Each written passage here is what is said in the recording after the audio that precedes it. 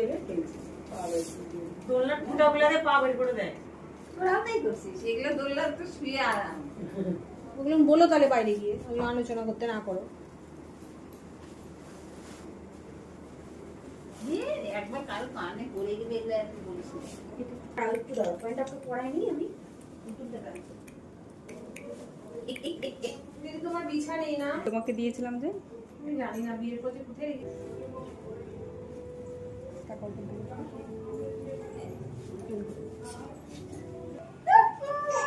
হয়ে গেল।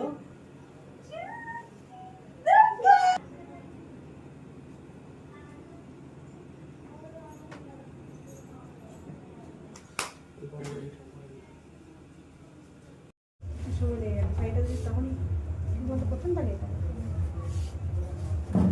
বসতে দেরি